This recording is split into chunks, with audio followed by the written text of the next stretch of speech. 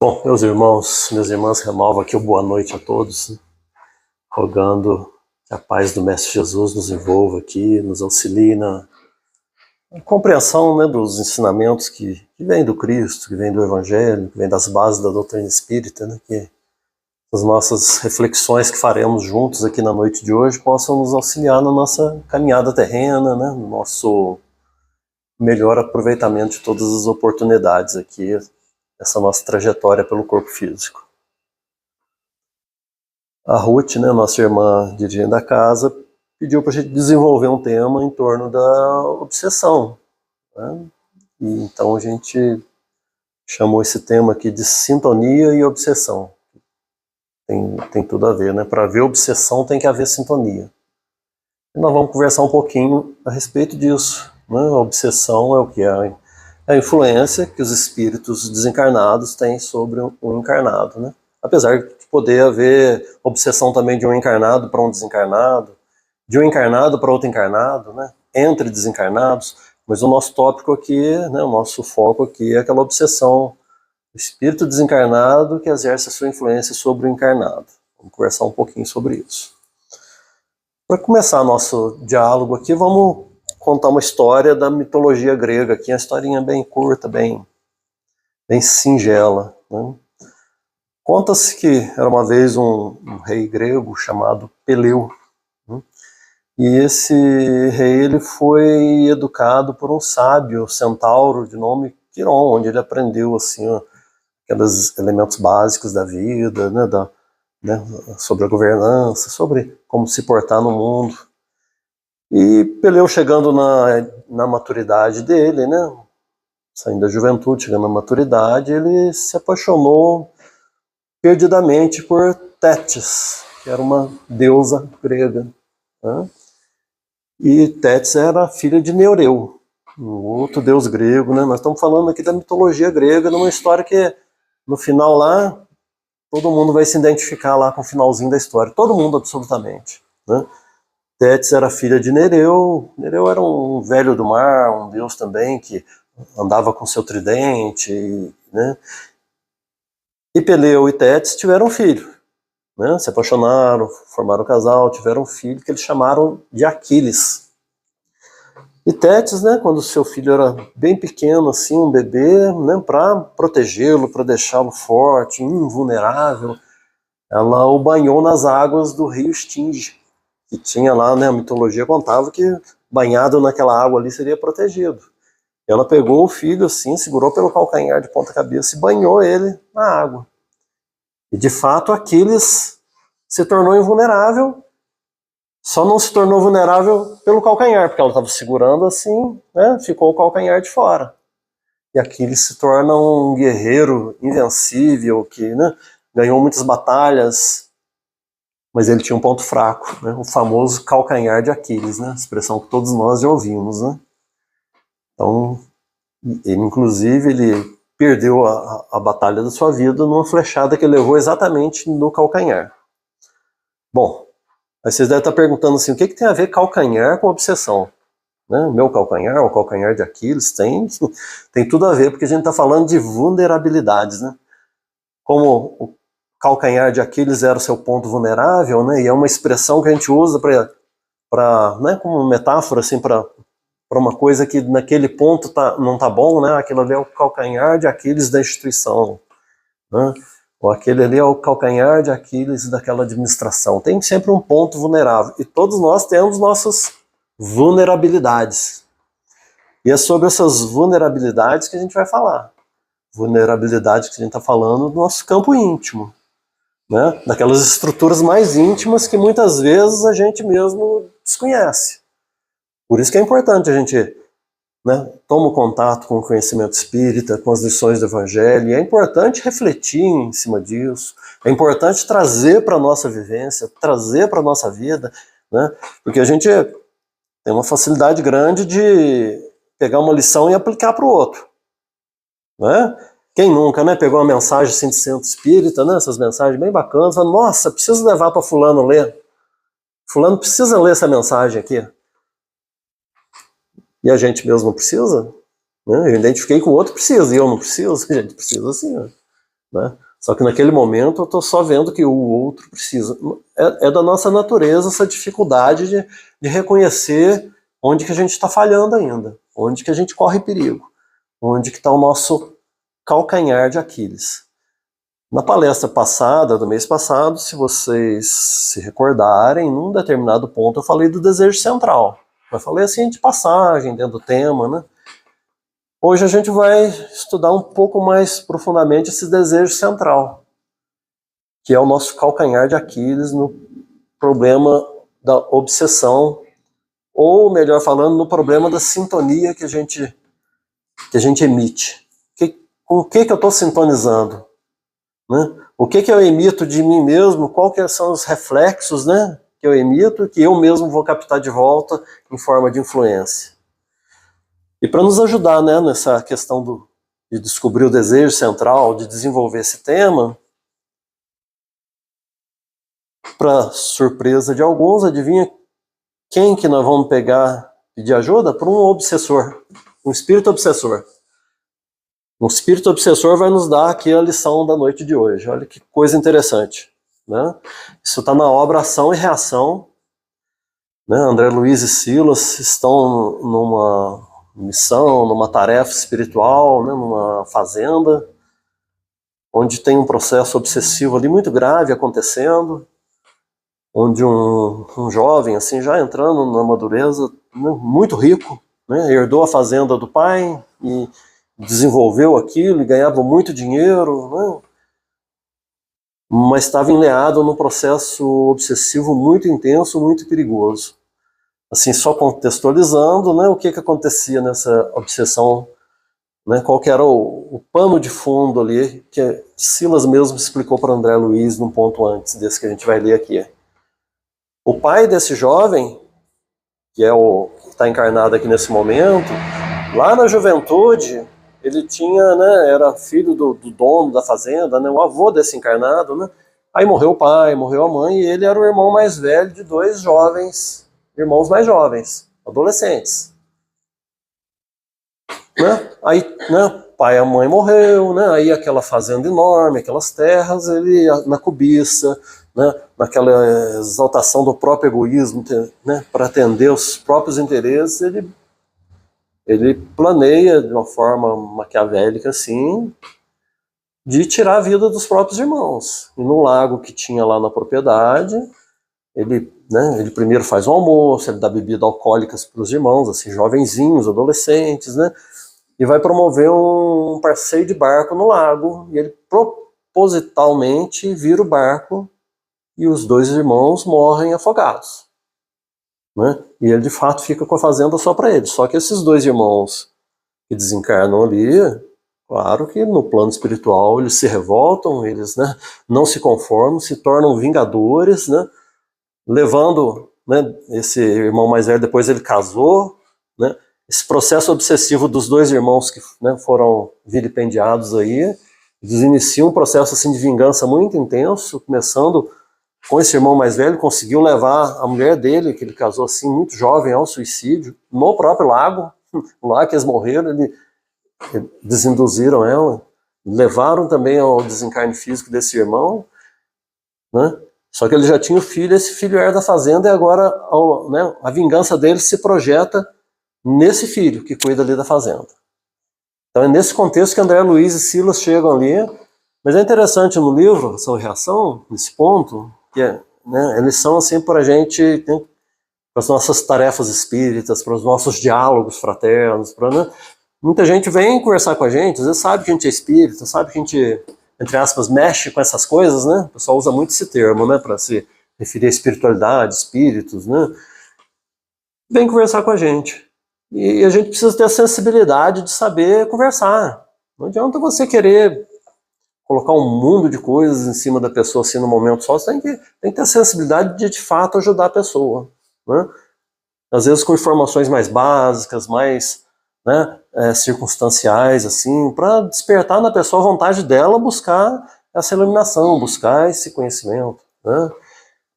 É muito comum, por exemplo, uma pessoa que tem um parente que tira a própria vida, né, vive essa dor, vive esse drama, né, realmente uma situação, né, de pesar intenso, e ela vem perguntar pro espírito, olha, né, mas como que tá lá meu familiar, né, que tirou a vida? Como que é? Como que vocês entendem que ele está lá? É evidente que a gente tem que ter muita sensibilidade, né? A gente sabe que a situação é sempre complicada para todo mundo que desencarna, né? Sem ter o equilíbrio de consciência, sem ter realmente utilizado seu tempo na própria evolução, né? Realmente na distribuição do bem, da caridade. Então, qualquer espírito que desencarna, ele está sofrendo, e o suicida tem uns componentes a mais que trazem ali de complicações para ele. Mas o que a gente vai falar para a pessoa? Né? Você vai tirar a esperança da pessoa, falando, nossa, seu filho está lá no Vale dos Suicidas, e lá ele vai ficar décadas. Né? A gente nem sabe se é isso, a gente não sabe, né? Mas a gente lê o livro lá, né, Memórias de um Suicida, viu? Né? A gente fala, não, ele vai sofrer muito tempo, ele vai reencarnar deficiente. Não, a gente vai falar para a pessoa, né, algo no tipo assim, olha, meu irmão, né, conforme o caso, todo mundo que desencarna, chega na espiritualidade, o que eles precisam da gente? Independente da situação deles, eles precisam de preces, eles precisam dos nossos melhores pensamentos, eles precisam que a gente vibre assim, sem rancor, sem ressentimento, sem, sabe, colocar em cima do espírito complexos de culpa, né? Porque todo o nosso pensamento que a gente emite para aquele ente querido que partiu, que seguiu adiante, né, na vida espiritual, atinge ele diretamente. A gente lê isso na doutrina espírita, isso é muito, né? Aí até um caso daquele que eu falei no começo, da obsessão que acontece às vezes de um encarnado em cima do desencarnado.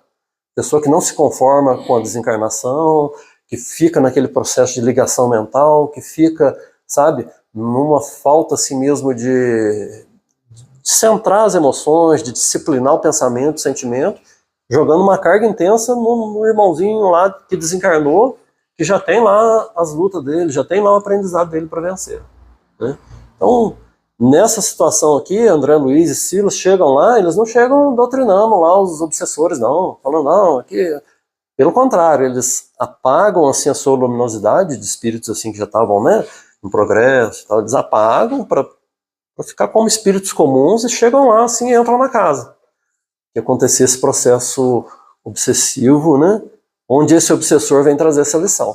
E por essa condição deles, eles chegam lá e, né, aqueles irmãos que tomavam conta da situação ali, viram dois espíritos diferentes, já acharam ruim, falaram, mas quem são vocês? O que vocês estão fazendo aqui? Aí Silas, que instruía André Luiz, né, que levava ele ali, falou, não, nós estamos aqui para aprender com vocês, nós estamos aqui para conhecer melhor o trabalho de vocês, dando uma exaltada no ego deles, né, na vaidade, onde eles, né, opa, vocês querem ajudar? Não, então são bem-vindos. Na ideia daqueles obsessores, né, André Luiz e Silas chegaram ali para ajudar no processo de vingança, de punição que eles estavam infringindo ali. E Silas, principalmente, né, André Luiz só observando, achando aquilo tudo estranho, né, porque André Luiz nessa fase, né, relatada no livro, ele estava ainda, né, tinha acabado de chegar na espiritualidade, fazia poucos anos, ele estava no aprendizado dele ainda, né? E Silas, então, né, vê que aqueles dois espíritos, principalmente, tinham um domínio muito grande, assim, sobre o psiquismo do sobrinho, né? Era filho do irmão deles, é o sobrinho deles que estava encarnado ali, né? E eles controlavam ele completamente, assim. Aí Silas perguntou para ele, meu irmão, né, como que vocês conseguem um domínio tão intenso, assim, sobre esse jovem? Aí é o trecho que a gente vai ler aqui, vale a pena a gente ler, e depois vocês lerem na íntegra também lá no livro, né, Ação e Reação, que é claro que lá tem todo, né, os detalhes, tem todo, né, esse contexto que é bem bacana da gente relembrar, né, e reler no livro, né. Mas nesse ponto aqui, ele pergunta como eles conseguem, esse irmão fala ali, um dos obsessores. É interessante que a gente vai ver aqui que o obsessor está sabendo muito mais de doutrina espírita que a gente. É interessante isso, né? Vocês vão ver a profundidade com que ele fala aqui. A gente tem a ideia do que um irmão assim que persegue, um irmão que quer o mal do outro, que ele é burro, que ele é ignorante no sentido de não conhecer. Não é assim. Ele é ignorante da luz, das claridades evangélicas, ele carece de evolução espiritual, mas ele não é burro, pelo contrário. Como ele fala aqui no começo, olha como que ele fala assim, respondendo a Silas, né? Silas perguntou sobre esse domínio, né? Aí ele fala assim, aprendemos nas escolas de vingadores, aí tem uma nota do autor espiritual falando assim, ó, o que é essa escola de vingadores? Refere-se à entidade, a organizações mantidas por inteligências criminosas hominizadas temporariamente nos planos inferiores. Ou seja, os irmãos criminosos da espiritualidade, eles têm instituições onde eles ensinam o processo de perseguição, de obsessão, a melhor forma de dominar, né? Há uma organização, né, mesmo nesse plano espiritual inferior. É algo que dá no que pensar, né? A gente pensa no plano espiritual inferior, a gente pensa assim uma coisa simplesmente caótica, cada um fala, não, há uma organização ali, sombria, trevosa, é claro, né? Onde eles desenvolvem essas técnicas, né? Aí falando disso, né, ele fala, né, que eles aprenderam nessas escolas e ele diz assim, ó, todos possuímos, além dos desejos imediatistas comuns em qualquer fase da vida, né, todos, generalizou, encarnados, desencarnados, todos nós temos interesses, os desejos imediatistas. O que é um desejo imediato? Né? A gente está com sede, dá o desejo, daqui a pouco vou beber água aqui, né? A gente vai para casa, daqui a pouco vai dar sono, é o desejo de dormir, né? A gente trabalhou o dia inteiro, quer descansar, né? Tem esses desejos assim, que são do dia a dia, que são, né, automáticos, podemos dizer assim. Estamos com fome, vamos comer, né? Alguém faz um desaforo para mim, eu fico com raiva, né? Não é necessariamente o desejo central que me move, mas são esses desejos imediatistas que eclodem assim. Então eu falo, a par desses sentimentos que estão dentro da gente assim diariamente, ele continua aqui, ó. Em qualquer fase da vida, há um desejo central, ou um tema básico dos interesses mais íntimos. Então nós temos esses interesses acessórios, né? Nós temos esses desejos assim do dia a dia, né? Mas tem um ponto central lá dentro da gente. Sempre tem um ponto central. Qual que é esse ponto central? É cada um que vai saber, é cada um que vai identificar, é cada um que vai descobrir, se é que não sabemos ainda. É para aquele lugar onde nosso pensamento, sabe quando eu não estou pensando nada, é para lá que meu pensamento vai. Desejando aquilo, né? Criando aquela situação, meu pensamento vai no encontro aquele desejo central. É isso que o Espírito está falando. Todos nós temos um desejo central. Para uns pode ser a cobiça, pode ser querer ganhar dinheiro, ou, né, ser reconhecido, ou, né, é um mar, né, de sentimentos, de emoções que variam ao infinito, porque cada um de nós é um ser, né, individual, né, com suas particularidades. Né? Ele continua. Né? Então ele fala desse desejo central, o tema básico dos interesses mais íntimos de cada um de nós. Aí ele continua. Por isso, além dos pensamentos vulgares que nos aprisionam a experiência rotineira, emitimos com mais frequência os pensamentos que nascem do desejo central. Olha a necessidade da gente se autoconhecer. Às vezes um casal tá junto por 10, 15, 20 anos, 30 anos, sei lá, ou irmãos dentro de uma casa, né, mãe e filho, pai e filho, e acha que conhece o outro. Ah, eu conheço. Né? A gente não conhece nem a si mesmo. Né? Isso, quem fala isso pra gente é Santo Agostinho, Livro dos Espíritos, questões 818 e 819. Né? E as seguintes ali, que ele até ensina lá esse processo de autoconhecimento e fala dessa necessidade de a gente se autoconhecer. Porque a gente é um estranho de nós mesmos. O Espírito está aqui, nessa explicação que dá para André Luiz e Silas, está chamando nossa atenção para essa necessidade do autoconhecimento. Qual é o meu desejo central? Qual é o tema básico dos interesses que me movem? Para onde meus pensamentos vão quando eu relaxo, quando eu não estou pensando nada? Qual que é a média dos meus pensamentos? Né? A gente, como espíritos inferiores, né, ainda mais no início da etapa evolutiva, é natural que, por exemplo, eu não estou pensando em nada, acho que eu vou fazer uma caridade. Né? Meu pensamento é de bondade. Nós não somos assim ainda. Nós temos pensamentos, né, de caridade, de auxílio, de bondade, né? Mas não é para onde o nosso pensamento, o nosso sentimento vai quando a gente simplesmente solta as emoções. Né? Mas na nossa caminhada aqui, a gente tem que direcionar para um dia ser assim. Um dia o nosso tema central da vida ser realmente essa aspiração ao bem, ao belo, né, ao desenvolvimento, né, moral, espiritual meu e de quem está do meu lado. Um dia a gente vai chegar lá, né? Então ele fala que a par desses pensamentos vulgares que nos caracterizam, né, emitimos com mais frequência pensamentos que nascem do desejo central que nos caracteriza. Pensamentos esses que passam a constituir o reflexo dominante de nossa personalidade. Qual é a nossa personalidade? Reflexo dominante desse desejo central. Interessante a gente lembrar, é um obsessor ensinando isso pra gente, né? Com muita propriedade, com muito conhecimento, né? E realmente, ele está falando aqui só verdades, né? Ele continua para Silas: ó, deste modo é fácil conhecer a natureza de qualquer pessoa, em qualquer plano, através das ocupações e posições em que prefira viver. Prefira viver. Nós, né, temos o livre-arbítrio, nós temos o comando da nossa vida.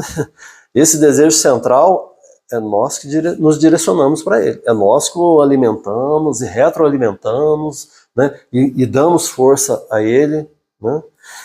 E também é nós que vamos ter que, por vontade, por iniciativa própria, começar a combatê-lo também dentro da gente. Quando nós o identificar. Porque esse é o processo, ali é o ponto inicial da sintonia. O Espírito está dizendo, ele tem esse interesse central, o tema básico, né, do campo íntimo de cada um, que é onde nasce a sintonia com os nossos irmãos obsessores. Tem sempre que ter uma porta entreaberta. Sempre, né, no processo obsessivo, sempre. Tem sempre o calcanhar de Aquiles ali, que é onde eles vão pegar, que é onde é aquele fio que eles vão agarrar ali e vão seguir adiante. Uma pessoa que não tenha problema com dependência química, seja drogas lícitas ou ilícitas, né? Tem gente que não tem, a maioria não tem, né? Não tem problema com bebida, ou com cigarro, ou com outras, né, drogas. Você acha que o espírito vai ali chegar perto dela, o espírito obsessor vai, acende um cigarro, olha o cigarro, vamos fumar, vamos aqui. Não vai, é lógico que não vai, né? Eles vão na sintonia do tema central da vida. Aquela pessoa não tem vícios dessa ordem de dependência química, né? Mas talvez tenha o vício da maledicência. A pessoa gosta demais de cuidar da vida dos outros, ouvir uma fofoca aqui, esparrama para o outro, já aumenta, já coloca umas tintas assim do próprio julgamento. De repente, o tema central da vida da pessoa é a maledicência. Ela não consegue ouvir uma informação negativa e morrer nela. Ela tem que contar para o outro, tem que passar adiante e ainda deixar mais negro aquele quadro. Tem até aquela mensagem que todos conhecem, né, dos 3 crivos de Sócrates, né? Está na obra do Humberto de Campos. Diz que certa vez chegou um conhecido de Sócrates e foi falar assim para Sócrates: nossa, Sócrates, eu tenho que te contar uma coisa. Você não vai acreditar, eu tenho que te contar. Aí Sócrates fala para ele assim: não, mas peraí. Você quer me contar uma coisa, mas já passou nos 3 crivos? Aí a pessoa fala: mas 3 crivos? Ué, que crivo que é esse? Crivo é uma peneira, né? É uma seleção, né? Aí Sócrates falou: ó, bom, primeiro crivo, é verdade o que você vem me contar? Primeiro crivo, né? Aí o rapaz que veio dizendo verdade, não, verdade, me falaram, eu ouvi, estão dizendo aí. Bom, você não sabe se é verdade, né? Você só ouviu, né? Mas vamos pro segundo crivo, né? Vamos ver se passa o segundo crivo. É útil o que você vai me dizer? Tem alguma utilidade? Vai ter alguma, né, alguma utilização prática que você vai me dizer? Vai pensar um pouco, não tem utilidade não. Poxa, não sabe se é verdade, não é útil. Vamos ver se passa pelo menos pelo último crivo. Aí Sócrates perguntou para ele: é bom o que você vai me dizer? Não, aí que não é mesmo. Não é bom. Aí Sócrates fala para ele: meu irmão, se não é verdade, se não é útil, não é bom, eu não quero saber. Esse é né, está na obra do Humberto Campos, né, Cartas e Crônicas. gente está falando do maledicente, né, pegando como exemplo do tema central, né? Se ele usasse esses crivos, ele ia ver quanto mal ele está causando com aquilo que parece inocente. Né? Não é inocente. Aquilo ali gera repercussão, aquilo ali gera consequências no tempo e no espaço. Né? Aquilo que eu recebi de uma pessoa, que eu coloquei cores minhas ali, que eu botei meu próprio julgamento e passei adiante, qual é o impacto que vai ter aquilo ali? Pode ter impactos extremamente negativos, né? Que vão gerar consequências para aquele que passou adiante. Esse é só um exemplo. Né? Às vezes a pessoa não tem o problema da dependência química, mas tem né, a dependência da fofoca, não consegue viver sem a fofoca, sem um leve trás. Esses são só exemplos assim de como que esse desejo central, aquilo que move a pessoa, varia ao infinito. Né? E como que a gente tem que ter cuidado. Então, esse espírito não vai induzir essa pessoa que né, se deixa levar pela maledicência a tomar uma pinga ou fumar um cigarro, mas vai né, ficar atiçando ela a buscar novidades que muitas vezes nem existem, a prestar atenção em conversas, a esse disse-me-disse, que tem consequências muitas vezes nefastas. Né? Quando eu estou cuidando da vida dos outros, adivinha de qual vida que eu não estou cuidando? Da minha. Eu não estou olhando para dentro de mim, eu não estou me conhecendo, eu não estou, porque eu estou preocupado com a vida dos outros, eu estou preocupado em, né, nesse leve trás. Né?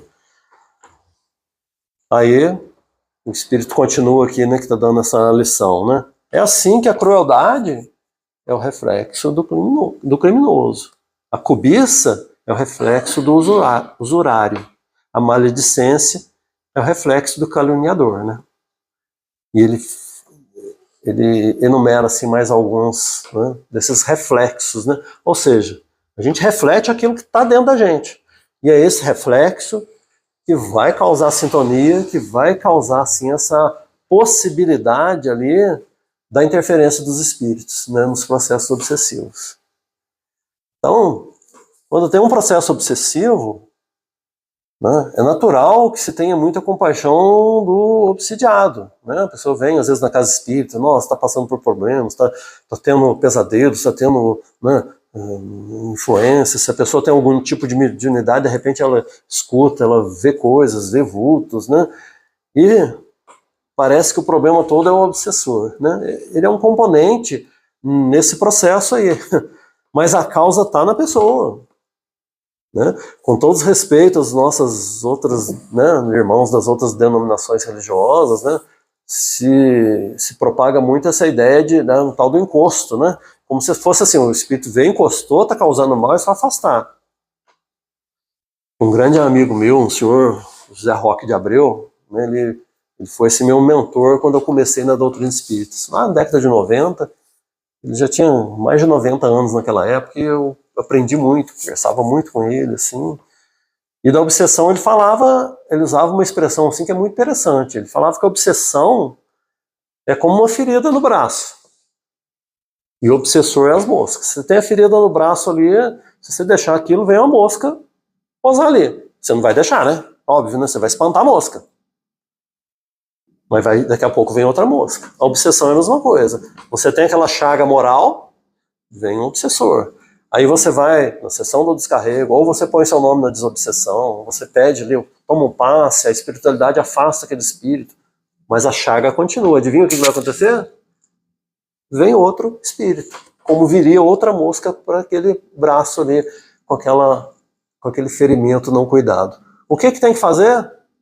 É espantar espíritos, afastar espíritos, cuidar? Ou cuidar dessa ferida moral, dos sentimentos que está na pessoa? A resposta foi bem óbvia, né? Claro que aquela pessoa que chega no processo obsessivo intenso, quando o processo já evoluiu muito, né? Ela precisa e merece todo o nosso carinho, todo o amparo da casa espírita, com os recursos espirituais que a casa espírita fornece, né? Os recursos de emergência, o passe, água fluida, né? O diálogo fraterno, tentando, né? Já começando a auxiliar a pessoa a sair daquele círculo ali que ela mesma realimenta e não percebe, mas só que agora está com a interação desses irmãos ali, então precisa desse socorro de urgência que a casa espírita oferece, ou né, se não é a casa espírita, de repente é a gente, como espírito, que alguém vem procurar com um problema dessa ordem, que a gente pode oferecer também esse socorro de emergência. Mas qual que vai ser o processo de cura mesmo? Qual que vai ser? Evangelho. É evangelizar. É quando a gente começar a se evangelizar, começar a realmente interiorizar, né, realmente sedimentar dentro do nosso coração, do nosso pensamento, as lições do Evangelho, é que essa ferida vai começar a fechar, é que essa sintonia vai começar a mudar. Esse desejo central nosso, ele vai começar a perder força e vamos começar a emitir outras ondas de pensamentos. Mas é preciso Evangelho. Mas não é Evangelho só de ler, da gente ver a palestra, é aquele que a gente vivencia. É fácil? Não, não é fácil. A gente sabe que não é fácil. Eu estou aqui falando porque a minha obrigação é falar. A gente sabe que é muito fácil falar e muito difícil executar, principalmente quando no nosso campo íntimo a gente sabe, por exemplo, a gente vê a lição de Jesus: perdoai 70 vezes 7 vezes. E a gente sabe a dificuldade que é o perdão para nós. Não é? Às vezes tem, né, uma pessoa que eu não converso, um parente, ou uma pessoa que foi amigo, faz anos que eu não converso, pode uma mágoa de uma questão que aconteceu lá atrás. Né? Por quê aconteceu isso? Pela incapacidade de perdoar. Então a gente, é difícil, mas a gente tem que se propor a começar. Tem que se propor a sair realmente da teoria, sair do lado exterior e começar a interiorizar, né, essas lições do Cristo. É isso que fecha as feridas. É isso que muda a sintonia, é isso que vai, sabe, desagregando esse desejo central nosso para outros desejos de ordem superior. É com trabalho, é com esforço, é com dedicação. Jesus não nos prometeu facilidade. Né? Não prometeu facilidade. Ele prometeu, sim, uma salvação, que vinha do nosso próprio esforço, onde ele estaria estendendo a mão para cada um de nós, quando a gente quiser realmente caminhar, eu quiser mudar realmente esse desejo íntimo ali que eu identifiquei, que está meio atravessado, que eu sei que não está certo, para onde sempre meus pensamentos vão, né? E eu não quero que o pensamento vá, mas daqui a pouco o pensamento está ali, naquele tema central da minha vida emocional. É com o Evangelho. E Jesus falou: quem quiser vir após a mim, o que faz? Toma a tua cruz e segue-me. Ou seja, nesse sentido de que precisa o esforço, precisa abraçar até mesmo as dificuldades, não no sentido de fazer uma apologia ao sofrimento, não é isso. Mas as dores, as provas vão fazer parte da nossa caminhada. Aí a nossa necessidade de compreender aquilo ali como instrumento de aprendizado, onde de cada dor, de cada dificuldade, de cada prova, de cada expiação, eu vou vivenciar aquilo ali confiando em Jesus, confiando no que ele ensinou, realmente lembrando das lições dele, aplicando na minha vida, onde eu vou ter, né, mais paciência, vou ter mais resignação, vou buscar mais o amparo, né, nas forças divinas para suportar aquele momento e sair melhorado daquele trânsito de dor. Vou fazer tudo ao meu alcance para aquela situação mudar, né? Eu sempre dou o exemplo da enfermidade, né? Eu estou com uma enfermidade grave, ou um parente meu, né? Aí tem todo esse contexto de prova, de expiação, de aceitação, de resignação, mas mesmo assim eu vou buscar todos os recursos médicos, medicamentosos. É claro, vou, porque esses recursos também vêm da bondade e misericórdia divina. Qual que vai ser o resultado? O que a gente reza no Pai Nosso? Seja feita a vossa vontade, porque Deus sabe o que é melhor para nós. Aí a gente precisa ter essa aceitação, precisa ter esse... Isso tudo é a interiorização do Evangelho, causando realmente aquela renovação no nosso íntimo, mas tem que estar lá dentro da gente, não pode estar do lado de fora. A maioria de nós veio nessa encarnação ou em outras encarnações das religiões, principalmente a católica, assim, né? Estamos falando, a doutrina espírita, codificada por Kardec, tem 170 anos. Né? Será que na encarnação anterior nós fomos espíritas? É muito provavelmente que não. E nas 10 encarnações anteriores, qual será que é a denominação religiosa que a gente abraçava? Muito provavelmente era o catolicismo. Novamente, com todo respeito aqui aos nossos irmãos das outras religiões. A gente está conversando aqui sobre essa nossa trajetória de espírito. Só que a ritualística, só que assim o próprio desenvolvimento ali, né, no seio dessas outras doutrinas religiosas, tem essa tendência de exteriorizar as ações. Eu vou ao culto, eu vou à igreja, eu confesso, eu faço essa ação exterior que eu estou em equilíbrio com Deus, né? Generalizando, porque é claro que ali, em qualquer religião, a gente está tendo contato com verdades espirituais, com o evangelho. Em todas as religiões a gente pode crescer, se desenvolver, todas têm o seu valor, né? Qual que é a melhor religião que existe? Kardec já respondeu isso. Qual é a melhor religião que existe? Vocês acham que eles disseram que era o Espiritismo? Não, ele não falou isso não. Ele falou que a melhor religião é aquela que torna o homem melhor. Então, de repente, para nós, pode ser que seja o Espiritismo, a doutrina espírita que nos clareia o entendimento, o pensamento, mas para o outro nosso irmão pode ser lá o culto evangélico, é ali que ele vai se tornar melhor. Para o outro é o catolicismo, o outro é o hinduísmo, porque em todas as religiões a gente pode caminhar e pode seguir adiante. Só que essa questão da exteriorização ritualística é um problema, porque a gente começa a achar que a espiritualidade está do lado de fora da gente, e não está. A gente precisa interiorizar essa espiritualidade. Por isso que a gente ainda acha que caridade é eu pegar uma cesta básica e levar no morro ali, né? Ou pegar e dar uma esmola pro mendigo, né? Isso, já falamos muitas vezes disso, né? Isso pode ser uma caridade, né? Pode ser, dependendo do que nos moveu essa ação. Porque o ato sozinho de dar cesta básica, de dar esmola ali, o ato sozinho pode não ser nada. Pode ser, pelo contrário, um ato de egoísmo. Eu estou exaltando ali o meu ego, o meu eu quero, né, aparecer para os outros e tal. Então, o que determina se é caridade ou não é o que me moveu lá dentro de mim. Aí a gente está espiritualizando, a gente está interiorizando as lições do Cristo, a gente está pegando o Evangelho e vivenciando ele nessa busca da cura, né, do nosso ser espiritual. Que é o que, né, quem não gostaria de ter assim, só, né, assim, as intuições dos espíritos de luz, né? Dr. Bezerra de Menezes, né? Pessoal, se eu pudesse assim captar o pensamento do Dr. Bezerra de Menezes com facilidade, Padre Vitor, né? Nossa irmã Inha Chica, né? Pessoal, se eu com facilidade captasse o pensamento deles, mas eu não tenho sintonia para isso ainda. Mas eu vou fazer esse esforço de chegar lá, né? É a porta estreita que Jesus ensina. Mais uma vez, Jesus não está falando de facilidade, está falando de esforço, de dedicação, de empenho, né? Da utilização do nosso livre-arbítrio para o nosso próprio crescimento moral, espiritual, para a gente realmente começar a fechar essa nossa ferida.